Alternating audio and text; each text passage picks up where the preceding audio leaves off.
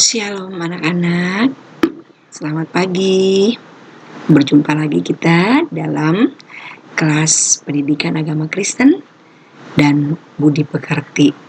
Senang bisa menjumpai kalian dan Ibu berharap kalian tetap ada dalam keadaan yang sehat, ada dalam keadaan yang selalu bersyukur di dalam kondisi apapun. Kita akan memulai pelajaran kita hari ini. Di dalam pertemuan yang keempat, kita awali dengan berdoa. Mari kita berdoa. Bapa di surga, Bapa yang baik, Bapa yang selalu mengasihi kami datang menghadap hadirat-Mu, mengucap syukur untuk semua kebaikan, pertolongan Tuhan, pemeliharaan Tuhan yang begitu nyata dalam kehidupan kami. Sekarang Tuhan, kami ingin belajar. Biarlah kiranya Tuhan tolong kami, supaya kami boleh berkonsentrasi belajar, boleh mengerti, lalu kemudian kami mampu untuk melakukan di dalam kehidupan kami. Ini doa kami Tuhan, di dalam nama Tuhan Yesus Kristus kami berdoa. Amin. Ya, anak-anakku sekalian, kita masuk di dalam pertemuan yang keempat pada bab 2. Kalau kalian melihat di buku paket, yaitu perjalanan misi. Ya. Baik, sebelumnya saya ingin kita semua bernyanyi dari Kidung Jemaat 426 dengan judul Kita Harus Membawa Berita. Ya. Lagunya harus tahu ya. Yuk. Kita harus membawa berita pada dunia dalam gelap, tentang kebenaran dan kasih dan damai yang menetap, dan damai yang menetap. Hangatlah jadi remang pagi dan remang jadi siang terang. Kuasa Kristus nyatalah, ramani dan cemerlang. Oke. Ya. Nah, kita pada minggu ini akan belajar tentang misi. Pada minggu-minggu sebelumnya kita sudah belajar tentang bagaimana gereja. Gereja itu adalah orang-orang yang percaya, bukan lagi gedungnya ya. Tetapi kita sebagai anak-anak Tuhan yang percaya, menerima dan percaya kepada Tuhan Yesus, kita adalah gereja. Kita juga belajar bagaimana Roh Kudus dicurahkan bagi orang percaya. Lalu kemudian bagaimana gereja mula-mula lahir di Yerusalem. Lalu bagaimana para jemaat mula-mula cara hidup mereka yang selalu bersekutu, berkumpul, kemudian memuji Tuhan. Nah, kemudian gereja tidak hanya cukup dengan berkumpul, memuji Tuhan, tetapi gereja harus bermisi. Apa sih misi? Misi adalah bagian penting dari pertumbuhan gereja. Karena itu, gereja tidak akan berkembang tanpa misi. Sebenarnya apa sih misi itu? Kita lihat, misiologi adalah pengetahuan tentang misi. Berasal dari kata Latin missio, yang artinya pengutusan. Di dalam bahasa Inggris, mission artinya karya Allah. Berarti di dalamnya ada pengutusan dan juga karya Allah. Nah, dalam perjanjian baru, ya Alkitab kita perjanjian baru ya, tercatat misi Allah adalah untuk memulihkan seluruh ciptaannya yang diwujudkan melalui kedatangan Yesus ke dalam dunia. Kita tahu bahwa dunia sudah tercemar dengan dosa, manusia sulit untuk berdamai dengan Allah, manusia hanya cenderung untuk melakukan dosa. Allah tidak tinggal diam, Allah mengasihi manusia sehingga Dia bermisi untuk datang ke dalam dunia demi untuk menebus dosa-dosa manusia, untuk memulihkan keadaan umatnya yang sudah terpuruk. Nah, misi Allah itu ketika dia ada dalam dunia, dia sendiri yang akan menjadi penyelamat, lahir, kemudian mati di kayu salib, lalu kemudian dikuburkan dan bangkit. Nah, kemudian dia ingin supaya apa yang dilakukan itu dilakukan oleh orang-orang percaya, maksudnya dalam hal ini meneruskan tentang Injil. Karena itu dilakukan dalam berbagai tahap. Pertama, Yesus memilih murid-murid. Kita kenal ya, ada 12 murid Tuhan Yesus. Ayo, ada yang ingat gak? Sebutin satu. Ada Simon Petrus, kemudian ada Yohanes, Andreas, Bartolomeus, kemudian siapa yo yang mengkhianati Tuhan Yesus? Ada Yudas Iskariot, ada Thomas dan lain sebagainya.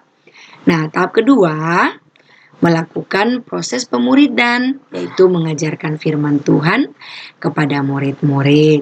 Jadi setelah mereka dipilih, mereka diajarkan tentang kebenaran firman Tuhan yang akan menjadi bekal mereka ketika mereka meneruskan misi Allah untuk melayani, sehingga mereka tahu dulu firman Allah. Lalu tahap ketiga, Yesus memberitahukan tugas-tugas mereka. Apa sih tugas-tugas mereka? Yaitu mereka akan menjadi penerus atau mereka akan bermisi, yaitu mendatangkan kerajaan Allah di setiap orang-orang atau memberitakan tentang Injil Yesus Kristus. Kemudian tahap yang keempat, Yesus mengutus murid-muridnya untuk memberitakan Injil. Itu terdapat di dalam Matius pasal 28 ayat 19 sampai 20. Yuk kita baca. Pergilah, jadikanlah semua bangsa muridku. Baptislah mereka dalam nama Bapa, Anak, dan Roh Kudus. Dan ajarlah mereka melakukan segala sesuatu yang kuperintahkan kepadamu. Dan ketahuilah, aku menyertai engkau senantiasa sampai akhir zaman. Jadi para murid diutus untuk pergi memberitakan Injil kepada semua orang. Lalu kemudian kalau sudah percaya menerima Yesus, dibaptis dan diajarkan tentang kebenaran firman Tuhan dan janji Allah bahwa Dia akan senantiasa menyertai para murid-murid sampai akhir zaman. Nah, anak-anakku, ini perlu kita ketahui bahwa Injil itu tidak hanya untuk orang-orang tertentu, tidak hanya untuk suku tertentu atau bangsa tertentu.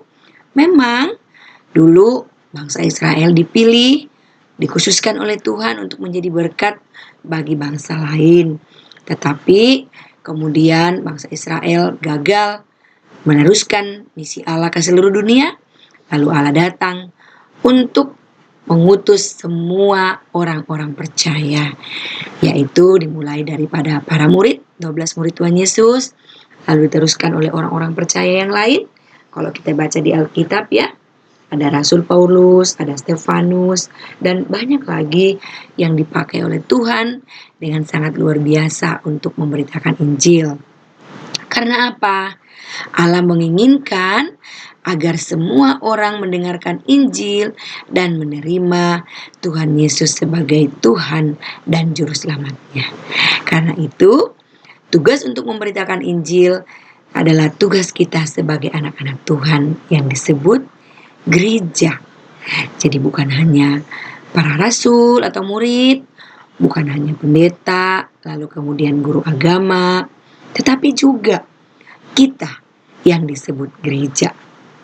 Kita yang sudah percaya pada Tuhan Yesus, menerima Dia, kita juga adalah gereja dan juga dapat kesempatan yang sama untuk memberitakan Injil.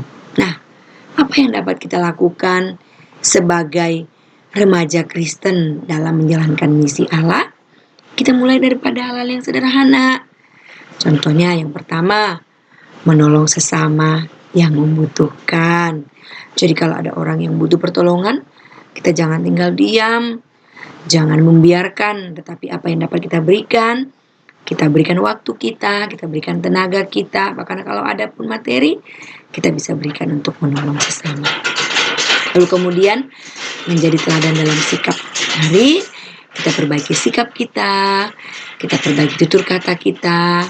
Jangan ikut-ikutan orang yang kalau mengucapkan kalimat-kalimat yang tidak baik, seperti bahasa-bahasa yang kotor, jangan kita ikutin. Kita harus berbeda, menunjukkan bahwa kita adalah anak-anak Tuhan.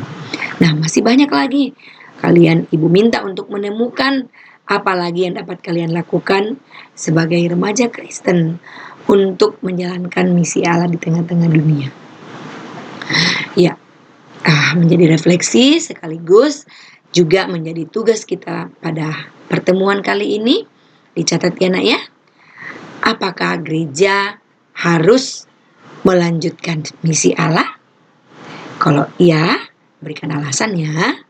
Berikan alasannya 3-4 kalimat. Kemudian, bagaimana kalau gereja tidak melaksanakan misi Allah? Lalu kemudian yang ketiga, tuliskan 3 contoh yang dapat kamu lakukan sebagai remaja Kristen dalam meneruskan misi Allah.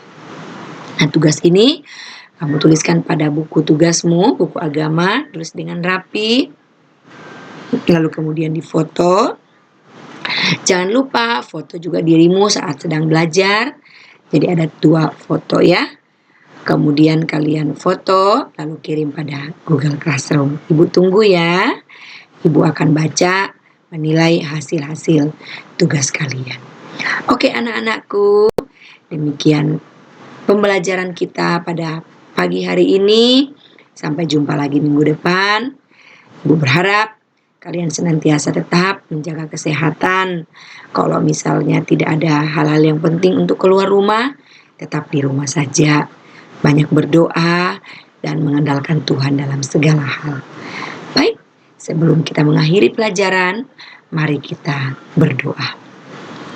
Tuhan Yesus yang baik, kami mengucap syukur karena Tuhan sudah menyertai dan menolong kami dengan waktu yang singkat untuk boleh belajar tentang misi Allah.